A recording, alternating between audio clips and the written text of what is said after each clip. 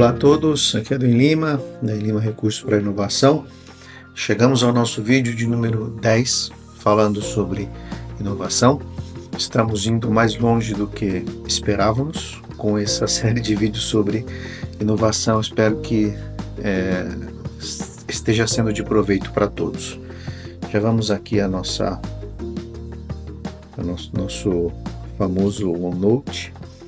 E falaremos hoje sobre a evolução histórica da inovação, ainda dentro do capítulo de ideias básicas sobre a natureza da inovação, da nossa referência bibliográfica, que é um livro do Paulo Figueiredo, tá? Intitulado Gestão da Inovação, Conceitos, Métricas e Experiências de Empresas no Brasil.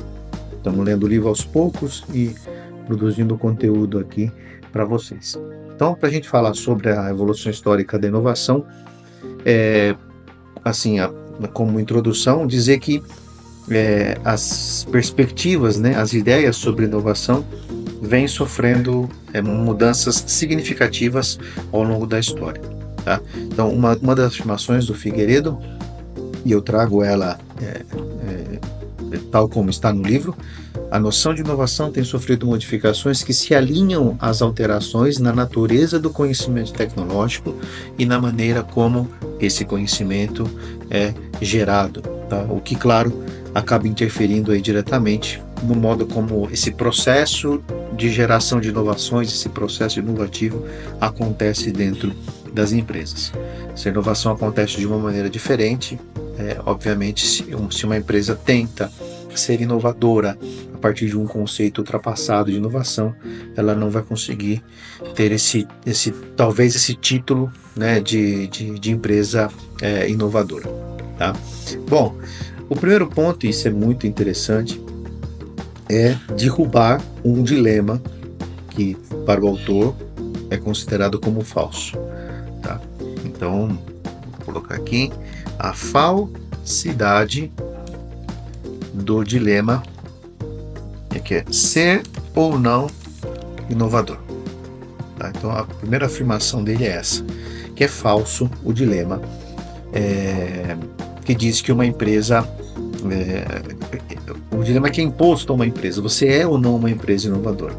Então, a primeira afirmação é esse processo inovativo, esse processo de gerar inovações, ele envolve a resolução, ou seja, a empresa resolve, dentro desse processo são resolvidos problemas de diferentes tipos de atividades, estoques de capacidade são usados para isso, e alguns processos de aprendizagem que são específicos de cada uma dessas empresas, tá? E claro, tudo isso é afetado pelo contexto institucional, em que essa inovação nasce e cresce. É importante falar isso porque existe, claro, hoje um rótulo que toda empresa quer ter, que é de ser uma empresa inovadora. Uma empresa pequena, uma padaria, uma oficina mecânica, ela pode ser inovadora ao seu modo, resolvendo os seus problemas específicos, com o estoque de conhecimentos e capacidades tecnológicas que ela tem, num determinado processo de aprendizagem que é específico dela, que vai variar em função do contexto em que ela está inserida.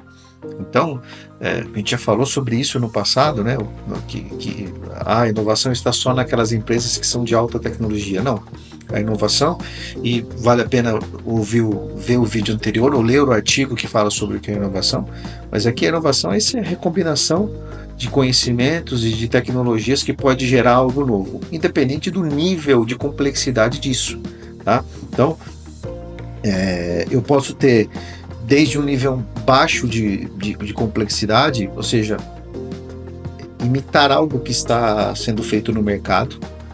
Eu não tenho muitas vezes acesso a como aquilo foi feito, mas eu sei que foi feito, e a partir do meu estoque de conhecimento eu consigo reproduzir isso.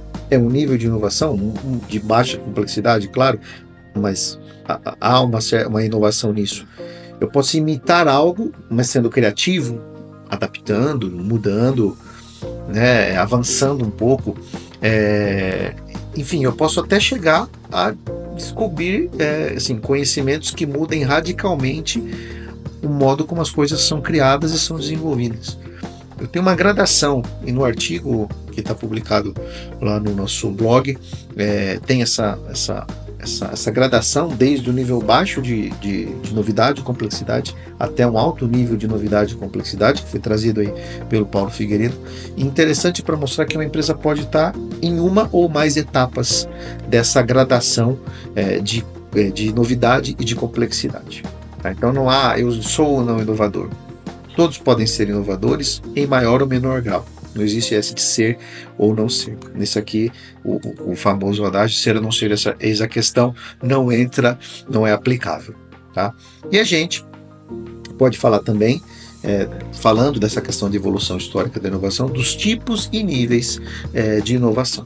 Tá? Então, quando a gente fala, né, de tipos e níveis de inovação, que eu posso até elencar algumas coisas, a gente pode falar o seguinte, né? Que existe um espectro, né, de diferentes níveis de inovação, a gente já viu, né, que reflete a realidade do processo inovativo, né, e a natureza de tecnológica de todas as empresas. Nem sempre, e na verdade muitas vezes, a inovação não vai vir do moderno centro de P&D, né, com seus laboratórios, enfim, com toda uma estrutura e renomados pesquisadores.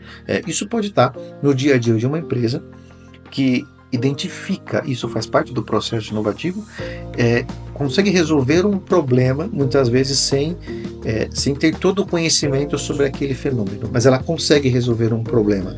Claro, cabe à ciência depois investigar esse fenômeno e dar as explicações sobre isso. E claro, desse conhecimento que a ciência produz ao observar essa resolução de problema, ela também, claro, pode gerar outras inovações.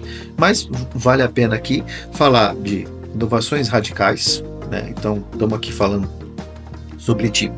Então, pode ser uma inovação que é uma inovação radical, tá? Essa inovação pode ser radical, ou seja, ela apresenta estabelece um conceito novo para o mercado, tá? E tem uma tabela também muito interessante, está no nosso artigo, que fala sobre isso. Tá? Essa inovação tende a criar um mercado, uma indústria totalmente nova, uma coisa muito radical. A gente tem as inovações de ruptura, tá? E aqui nesse processo é gerado um produto, um processo, que seja um serviço, a partir do redesenho, né, de uma reconfiguração, de um redesign, se eu posso dizer assim, de inovações que já existiam. Tá? Eu tenho algo que muitas vezes estava restrito a um contexto de aplicação, às vezes com isso muito caro, né, de difícil acesso à população em geral, e eu consigo, através de um processo de desenvolvimento, viabilizar isso e escalar. Tá? Isso aqui é algo pode ser considerado de ruptura. Uma inovação arquitetural, tá? Também um outro tipo de inovação, compreende alterações nas relações entre os elementos da tecnologia. Por exemplo, eu tenho algo que já está desenvolvido, tá? E eu altero alguns componentes daquilo e consigo ter uma subaplicação. Então, o exemplo que o autor dá eu tenho um ventilador de teto que consegui transformar num ventilador de pé. Tá? Isso aqui é um tipo de inovação arquitetural. Outro tipo é a inovação modular. Tá? Eu faço alterações em componentes específicos de um produto, de um processo, né, de produção, um processo organizacional ou de prestação de um serviço, sem alterar o desenho completo, nem mesmo a relação entre os componentes, como eu fiz na inovação arquitetural. Então, eu, por exemplo, troco a porta de um computador. Antigamente tinha lá um disquete de 3 1/4 e eu troco agora para receber uma USB. Eu não sou responsável pela inovação de um dispositivo de armazenamento de dados, Isso foi um outro agente no mercado que fez, uma outra empresa, uma outra organização. Eu sou responsável por, no meu produto, troco um módulo dele, por isso inovação modular, mas eu agora permito que uma outra tecnologia seja integrada ao meu produto. Tá? Depois, a gente tem o tipo de inovação incremental avançado, uma categoria aqui que o autor dá, que é a introdução de novos produtos, processos, né, e sistemas, com grau de novidade ali para o mercado local, mas sem alterar as relações entre os elementos da tecnologia, ou seja, eu tenho aquilo ali muito estabelecido, eu só introduzi aquele novo produto, né, é uma inovação de fato incremental, e eu tenho também mais outros dois tipos, a inovação incremental intermediária e a básica. Qual que é a diferença, né? Na incremental intermediária, vou deixar aqui, intermediária e a básica. Vou deixar as três numa categoria só. Na intermediária, eu tenho pequenas melhorias, né, nos componentes ou nos elementos ali dessa tecnologia que existem, mas as relações entre os componentes permanecem inalteradas, é uma novidade para a empresa. E na básica, né, pequenas alterações no processo, no produto, com base em imitação ou cópia de tecnologias já existentes. Legal? Bom, como conclusão, acho que vale a pena sintetizar tudo isso. A evolução desse conceito de inovação mostra que de um evento isolado, né, inicialmente, a inovação passou a ser vista como um processo contínuo, que abrange inúmeras atividades, inúmeros níveis de complexidade, e coloca em xeque justamente essa questão do dilema ser inovador ou não ser inovador. Tá? Então, quando a gente reconhece esses diferentes níveis e tipos de inovação, a gente tem uma visão mais realista da capacidade de inovação de cada uma das empresas. A gente não mais fica nessa dicotomia, ou é inovador ou não é. E sim, é inovadora ao seu modo, ou um determinado grau de complexidade e de novidade, é o que preconiza aqui o autor, e uma visão que a gente reconhece como muito válida e muito de acordo com a realidade das empresas. Legal? Interessante o tema, espero que esteja sendo relevante para vocês. Nós estamos no vídeo 10, como eu falei, avançamos mais do que pretendíamos, esperamos seguir com essa bibliografia e trazendo mais conhecimento sobre inovação para todos vocês. Siga-nos no LinkedIn, nós postamos lá 2 vezes por semana, tem sempre conteúdo novo.